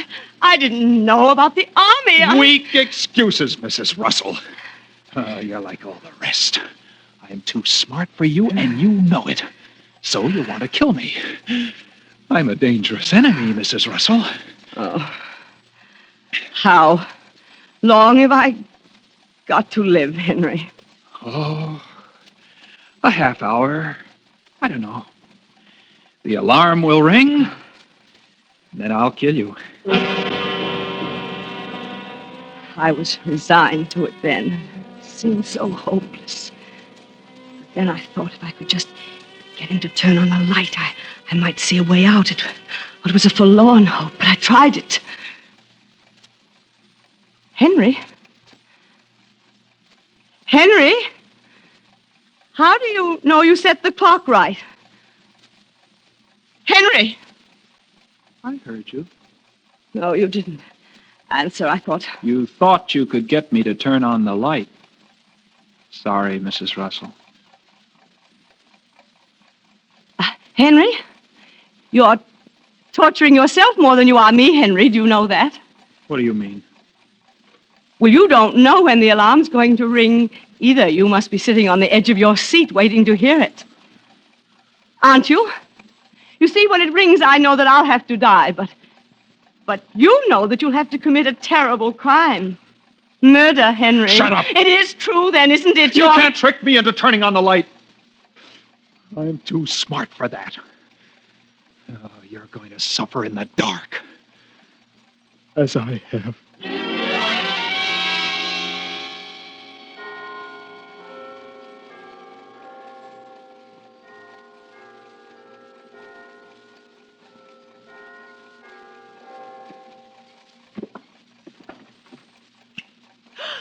I decided to turn on the light, Mrs. Russell. At first I was blinded, having been in the dark so long. Then I saw his hands. They were long and slim and brown. Blue veins stood out on the backs of them. I looked up at him. He was glaring at me from beneath his bulging forehead. Then he picked up the alarm clock and looked at it. Henry, I see it's 10 minutes to 3. Yes, Mrs. Russell. You have 10 minutes to live. Can you wait? It was a tiny, neat living room. I was on a couch. The shades were down. There was no phone. Well, the front door might be unlocked. It might be. I can wait, Henry. 8 minutes now. Somehow, with the lights out, I felt more optimistic, though. The hands were racing each other around the face of the clock. It was like just get untied now. There'll be a chance. I'd have to be careful, but quick. 5 minutes, Mrs. Russell. Henry, what? Are those things strapped to that board over there on the wall? Huh? Oh, that's my collection. A collection? Match folders. Oh, do you collect match folders? Oh, yes. I'll show them to you. I held my breath as he took them down off the wall. If that clock would only stand still for 5 minutes. Here. See? I have folders from all the famous night spots. Here's Ciro's and the Stork Club and 21. I bet you didn't think I'd been to all those places, did you? Why, no. Have you, Henry? Oh, sure. Lots of times. People would never believe me. That's why I have these. They're lovely, Henry. Henry, my arms and legs are numb from being tied up like this. Could you? No! I warned you not to get tricky, Mrs. Russell. I just wanted you to loosen my hands so I could look at your collection. Well, just your hands. I've forgotten about everything. His collection for the moment. But that alarm would go any second and I would remind him. Here. As he untied my hands, my eyes fell on a large jade bookend beside the couch. There. Now, be careful, Mrs. Russell. You just wanted to see my collection, remember? Yes, Henry, show it to me. Now. Oh, see this one? That's from the Coconut Grove. Yes, And, Henry. I and let this my one hand steal along the couch toward the bookend. New Orleans. Isn't that beautiful? Yes, it is, Henry. And, I had it in my hand. You're not paying attention. Oh, yes, I am, Henry!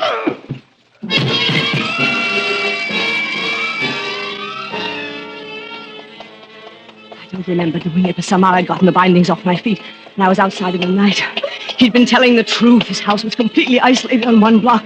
I ran down the block as hard as I could. I didn't even think about direction, just ran. I knew he'd come to in a minute, and I had to get out of sight. I'm not used to such exercise, and my heart was pounding so hard it ached. In the middle of the next block, I stopped for a moment and leaned against a tree to breathe. And I looked back, and I saw him. I could see him beneath the street lamp. He'd stopped, not knowing which way I'd gone. He was wild. His mouth was hanging open loosely. I shrank back further in the shadows and prayed he'd go the other way. He didn't. He started walking rapidly again in my direction.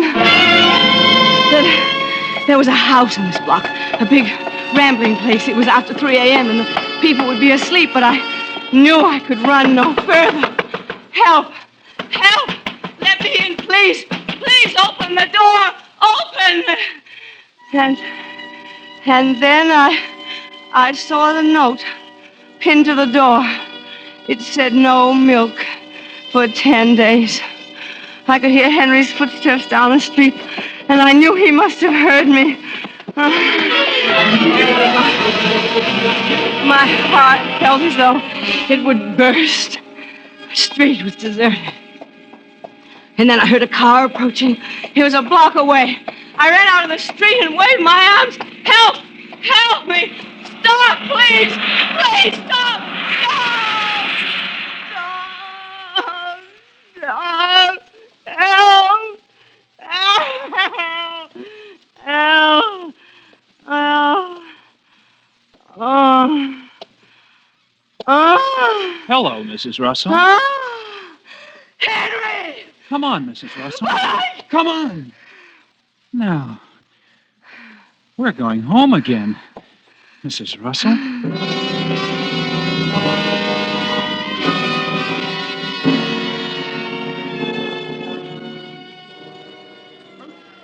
There's no escaping now.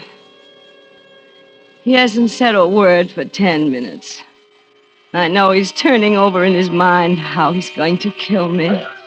It's almost dawn now.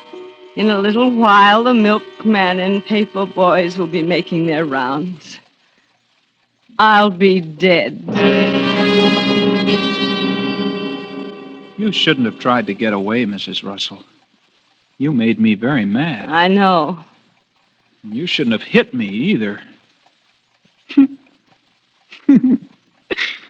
You were even smarter than I thought, Mrs. Russell. You almost made it. But you weren't smart enough. Were you? If you're going to kill me, Henry, please do it. Haven't you tortured me enough? You see, it just didn't do you any good to be my enemy, did it? Oh, I don't like to kill you, but I have to. It's the only way I can protect Don't myself. you see you're not well, Henry? Please try to listen to me. I'll have to kill all the others, too. If I don't, they'll kill me. The others? Oh, don't pretend you don't know, Mrs. Russell. Oh, I've heard them whispering about me. You must have heard them, too. The voices. The voices? All the time. Just like I told you. When I'm at work and even here at home, I hear them plotting. They don't know I know. Henry, there's no one. It's all an illusion.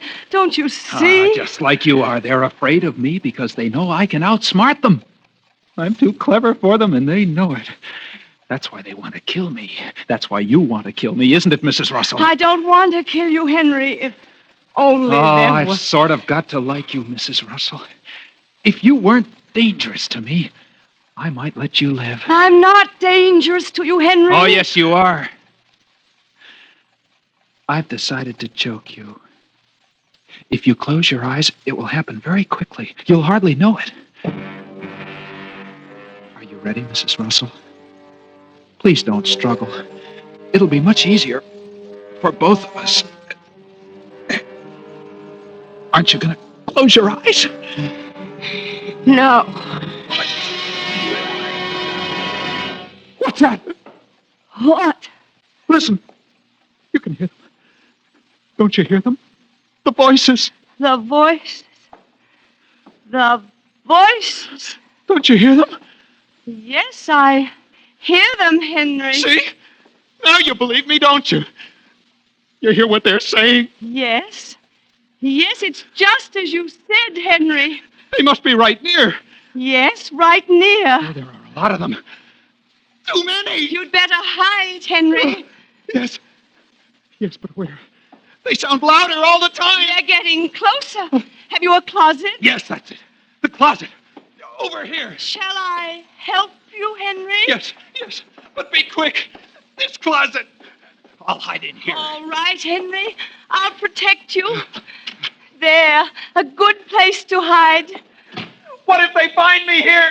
I'll lock the door, Henry. No. I don't want to be locked in. They're getting closer, Henry. You'll unlock the door when they're gone? Yes, Henry. Lock the door, Mrs. Russell. You'll be safe now. Good night, Henry.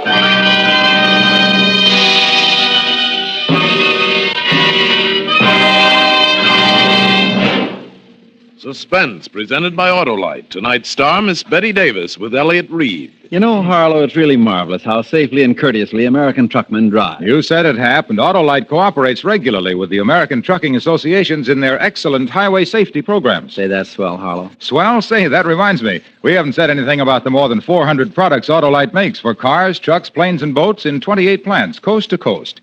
They're swell, too. And Autolite makes complete electrical systems for many of America's finest cars. Batteries, spark plugs, generators, starting motors, coils, distributors, all engineered to fit together perfectly, work together perfectly because they're a perfect team. So, folks, don't accept electrical parts that are supposed to be as good. Ask for and insist on Autolite original factory parts at your neighborhood service station, car dealer, garage, or repair shop. Remember, you're always right with Autolite.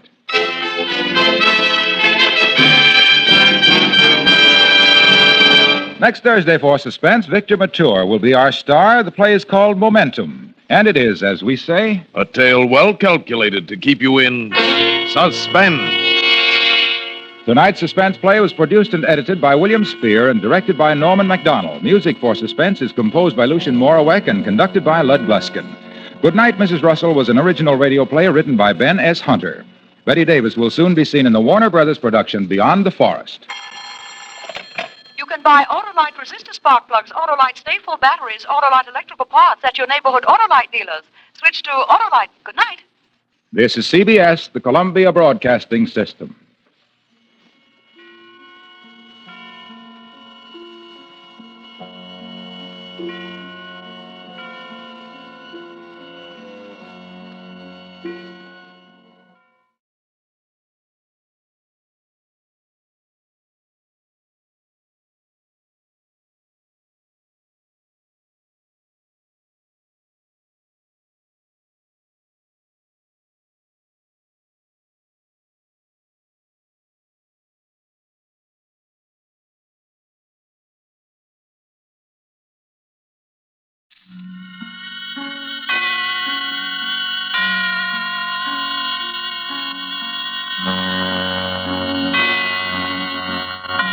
The Armed Forces Radio Service presents Suspense.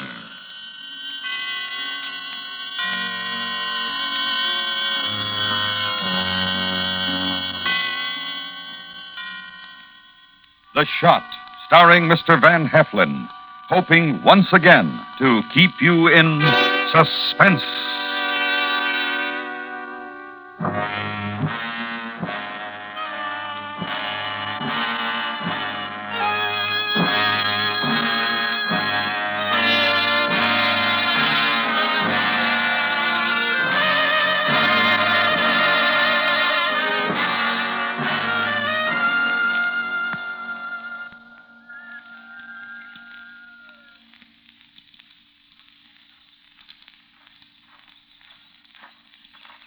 Well, Cherry, good morning to you, Mr. Peyton. And to all of you other gentlemen. Everyone's here, I see. You're late, Rawls. Dawn? A minute or two, one way or the other, certainly can't make too much difference. Besides, I stopped to pick these.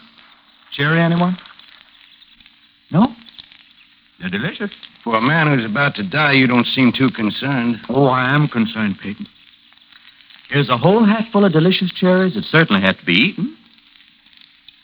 On the other hand, Peyton, I'm not certain that I have to die. We'll see about that. Did you bring a weapon? Mm-hmm. Right here. And I notice you're all ready.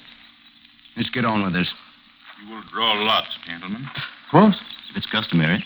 That, please. The papers in this hat are numbered from 1 to 10. You will each draw a paper. The man who receives the highest number will give the first shot. Is that agreeable? Yes. Of course. After you, Lieutenant Peyton. And good luck, sir. Your draw, sir. Mm-hmm. Mr. Peyton? 8. Oh. Now, it seems I've won the first shot, Peyton. I've drawn a 10. Then it's settled. Back to back. You will pace away until the count is completed. Mr. Rawls has the first shot. Understood? Mm-hmm. It's understood. Is there anyone present here who finds this not an honorable way to settle the dispute between these two men? Are you ready, gentlemen? All ready? I'm ready. 1, 2, 3, 4, 5, 6, 7, 8, 9, 10, 11, 12. Mr. Peyton, you all right? Are you hit? Stand back. I'm all right. The bullet went through my hat. It's your shot, Lieutenant Peyton. Yes, I know. Sure is a wonder. Well, you seem so anxious to kill, mister. Do I have to remind you that you have a shot at me? I wouldn't want to spoil your breakfast. Don't worry, Peyton. You'll never spoil anything for me. Go ahead, take your shot. Well, you're going to shoot, or you're going to stand there aiming at me? No. Not now. Zachary is taking his shot at you. You have to take your shot Shut at up. him. I don't have to do anything. Not yet. You challenged him to a duel, Zachary. Quiet. Would you like to take it from here? No. You don't seem ready for death this morning. Oh, you're wrong again, sir. I'm always ready for death. All life. You've disappointed me, Peyton. Have I? Or perhaps I've disappointed you. At any rate, all of these gentlemen witness that I went through my part of the challenge. You owe me a shot, Peyton. And if you aren't afraid, I'll always be ready for you to take it. Any day, any place. I'll remember that, Rawls. Please do, sir. Good day, gentlemen. Oh, it's a lovely morning.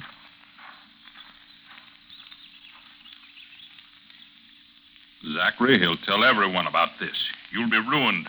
You can't expect to stay in the regiment now. What's the use of depriving him of life when he attaches no value to it? Nevertheless, you ended the duel your way, and it's not an honorable way. It's not ended. What? I'm still going to take my shot. You heard him, all of you. He owes me a shot. I'll choose the day, and I'll choose that place. And I'll still see if he wants to eat cherries and laugh down the barrel of my gun. Any day, any place.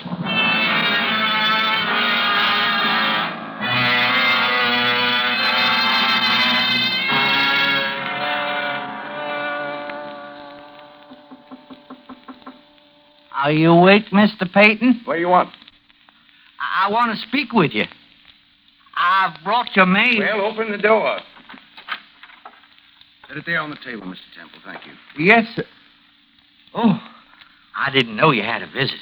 Mr. Stockwell, this is Mr. Temple. He's my landlord. How do you do, Mr. Temple? Colonel Stockwell, Virginia Volunteers? Mr. Stockwell now, Mr. Temple. There's no longer a Confederate Army or a Confederacy. I forget sometimes, sir. Well, I served under you in the 3rd Volunteers. Mr. Temple had quite a career as a soldier. He's told me about it every day since I took this room. Only thing left to talk about now, Colonel. Who's on Yankee. We all know how it is, Willis. Yes. Was there anything else? Huh? Oh, yes. That's a fine pistol, Mr. Peyton. You've told me that before, Mr. Temple. Don't you think so, Colonel? Mr. Stockwell? I've already admired Mr. Peyton's firearm. Would you believe how good Mr. Peyton is with it, Colonel? Why, he lays right here on his bed and fires away at a little old playing card stuck on the fence post out there in the back. Hits it every time. Some shooting, I declare. Oh, Mr. Peyton practices all the time. Do you, Zach? Every day for the last 7 years. Is that all, Mr. Temple? Huh? I asked you if that was all. Is there something else you had to say? Well, I did want to ask, do you have to practice from the window? I prefer to. You object? Oh, no, of course not.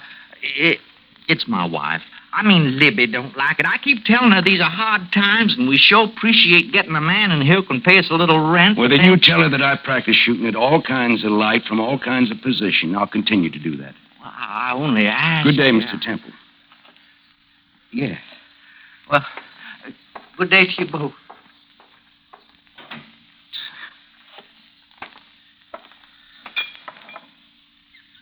Jim? No, thanks.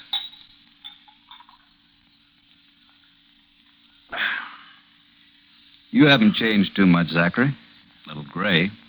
Well, it's been 7 years now. Zach, maybe you have changed. That man who was just here. Scared, shrinking little man. He's frightened. If I might comment, Zach, you didn't do anything to alleviate that fright. It's not his wife, that's him. He's frightened of my gun. He knows what I can do with it. Means nothing to you, has no bearing on your life. True, but he knows that a gun that can be pointed at a card stuck on a fence can just as easily be pointed at a heart stuck in a man's chest.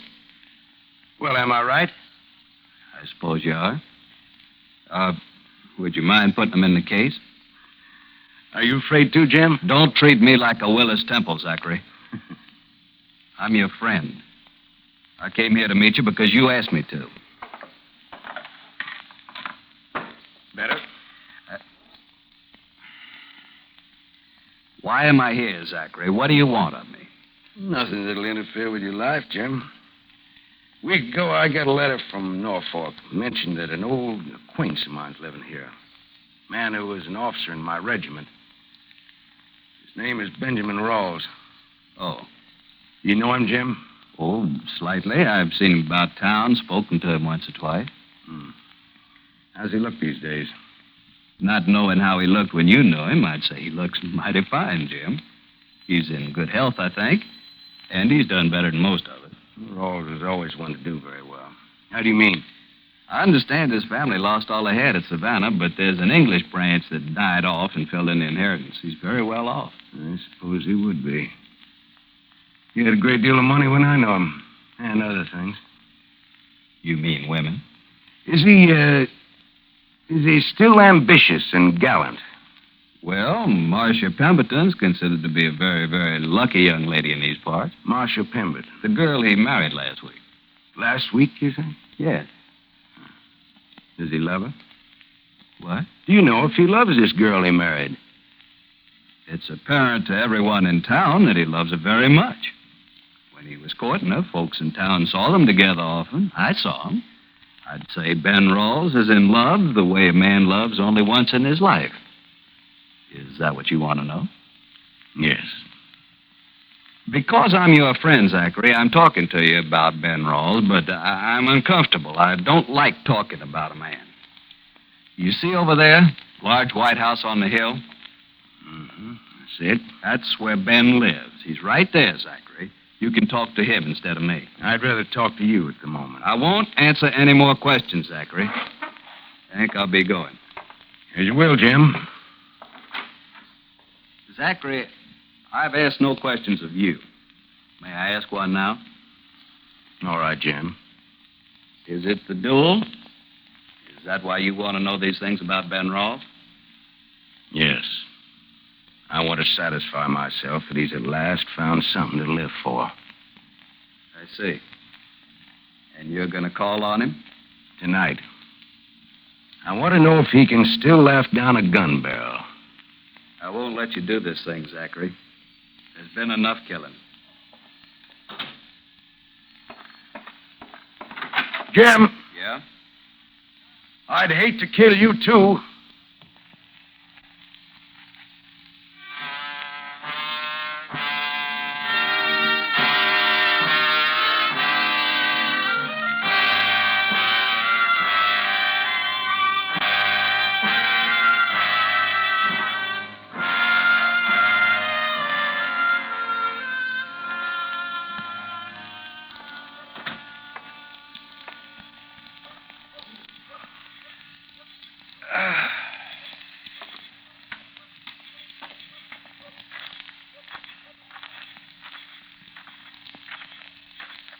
Zachary? Jimmy Stockwell? Yes, it's me, Zach. I've been waiting for you to come out of the house, Zachary. You haven't been waiting alone, Jim. Who are your friends? This is Paul Yeager, Quincy Talbot. We were in the Army together, Zach. They're from here. I do, Peyton. I do. Falk and Quincy were executive officers for me in the 3rd Cavalry. We served together at Appomattox. What is it you want, Jim? You're on your way over to Ben Rawls' house now, is that right? I told you I was going over there tonight. I want to talk to you about that some more, Zach. Could we go back upstairs to your room? No, Jim. I'd like to very much, Zachary. That's why we waited here for you. I think it's important we talk about it. It's important enough, Zachary, that I've told Paulk and Quincy all you told me. They're close friends to me now. I've asked them to assist me. That's right, Captain. Mr. Stockwell's told us everything. We can talk right here, Jim. Anything you have to say can be said right here. Can't we go to the room, Zachary? You could have come back to the room to talk to me. You didn't want that. You wanted to meet me out here with Paulk and Quincy. Come on, Jim, speak up. I'm in a hurry. The war did many things to all of us, Zach. Everything we thought and lived for is gone now. But we're still men, and we can all recover. Paulk and Quincy and I are the only ones who know what you said to me in that room there. You want to kill Ben Rawls tonight. Then this is what the war has done to you, Zach. This is what I want to talk about. Wanting to kill a man in cold blood, a man you haven't seen for 7 years or better, doesn't make sense. And you and Paulk and Quincy are here to see that I don't call on Ben Rawls. Is that it? We're here to quietly see that you don't do anything foolish. I'm your friend, Zachary. I knew your daddy. I want to see what's the matter, what sickness the war gave you. And I want to help you. Go home, Jim. Paulk, Quincy, this is none of your business. We can't do that, Zachary. We can't let you kill a man in cold blood. Let's all go upstairs to your room and talk a bit, Captain. Quincy's got some fine whiskey. Just came in from England. Haven't you, Quincy? I sure have, Captain. You're a man I'd be mighty proud to share it with. Captain, Mr. Stockwell is your friend, and He's thinking of you. Is Ben Rawls your friend, too, Jim? You trying to protect him? What I know of Ben Rawls, I told you this afternoon. But you are my friend, and I won't let you go there and do this thing. Now, you get out of my way. You'll have to kill me first, Zachary. Kill these two boys who've never done you any harm. But I won't let you go over there. Talk. You're a fool, Zachary. A fool. Now stop it.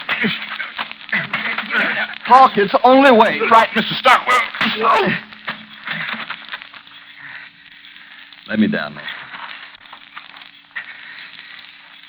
Quincy, hand me that whiskey. Yes, sir. I'll get his head, Mr. Stockwell.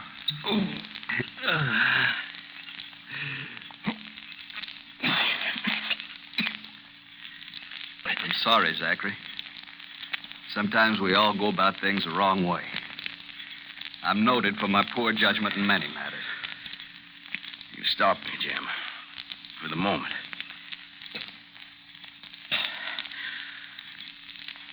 Ask them to wait over there. All right, Paul, Quincy, over there. You sure it's all right, Mr. Stockwell? Captain Peyton is a man of honor. Come on, Quincy. I'll be right over by the trees, sir. I have to kill him, Jim. I have to before I can ever live again. There was so much killing. Look what it got us. I hate him. When you've lived with a hate as I've lived with it, there's nothing else you can do. Why do you think I resigned my commission before the war was over? Why do you think I disappeared from the Confederacy? Why do you think I never returned to my home? I heard you'd done all those things. I didn't ask any questions, but I know... Ben is the cause of everything. Benjamin Rawls.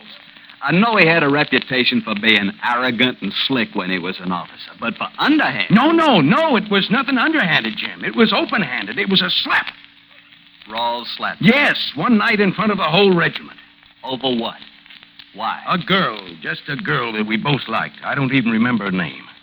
Oh, everyone had seen it coming. Until Rawls joined that regiment, I was the most popular officer with my fellow officers and the ladies. Zachary, that was then. And this is now, but my life stopped then. Try to remember how it was then, Jim. In the early stages when the North was dying, not the South. It was so fashionable to be young and reckless and brave and an officer in the Confederate Army. And then to be slapped by a man more brave, more reckless, more of everything. It was too much. Zach, those days are gone. Forget them. The whole way of life is different now. It's no different for him, Zach. and it's no different for me, Jim. You have no right to stop me. You know that. That's true. But, Zach, can you kill a man for something that happened then? I can, and I will. He shot at me once. Now I owe him a shot. Don't I?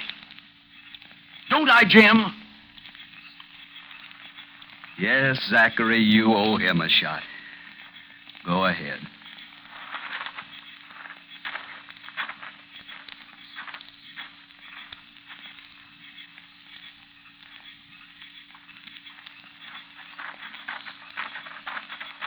Letting him go, Mr. Stockwell? Yes, I can't stop him. I can see that now. If we can't, then... It's between him and Ben Rawls now.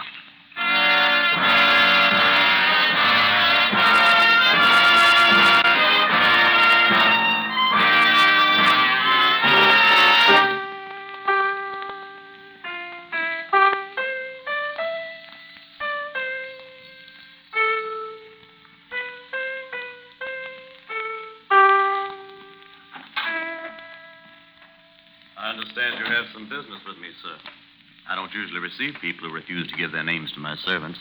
Hello, Rawls. Well, don't you recognize me?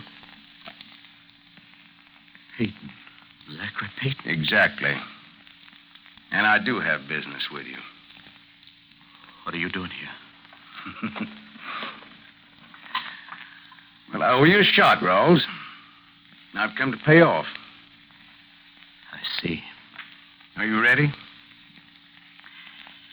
I'm ready. I told you I always would be. Yes, you did. And you asked me to remember it. Well, you don't seem quite as certain as you were the last time we met. What's the matter? Is there something wrong? I believe we were at 12 paces before.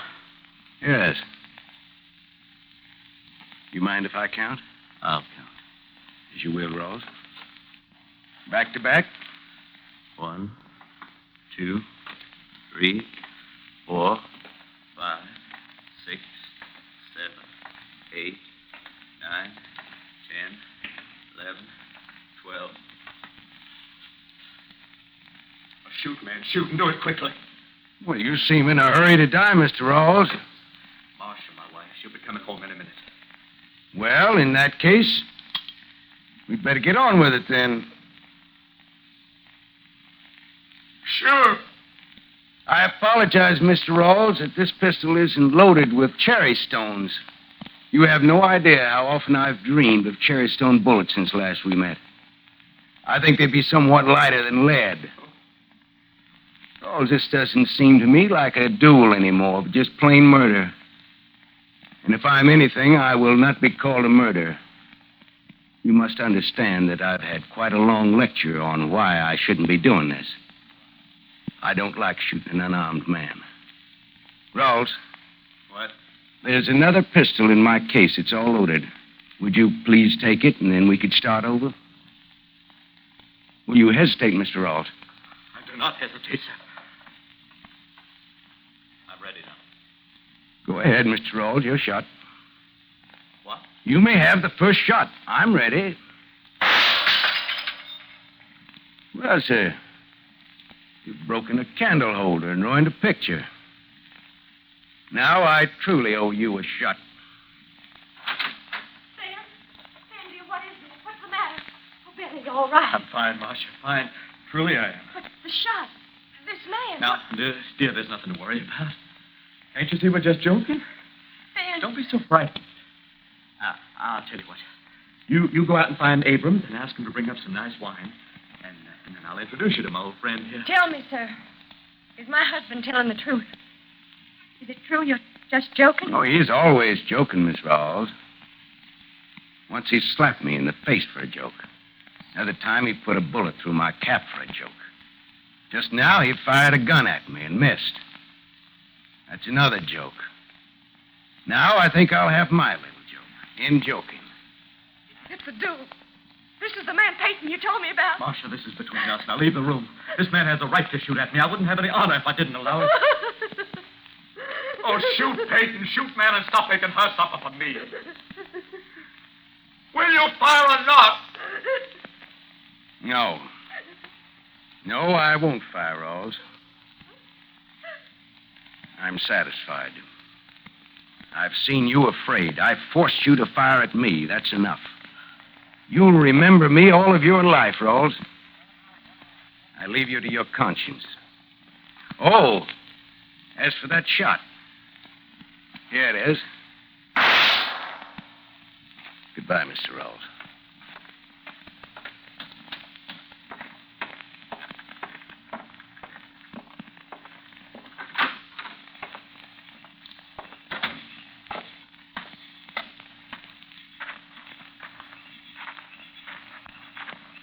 Zachary,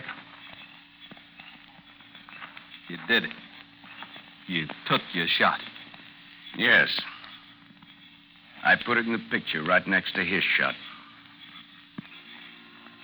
Zach, he's alive. You could have killed him, but he's alive. Oh, he's fine, Jim. And he's still the bravest man I ever met. Let's go, Jim.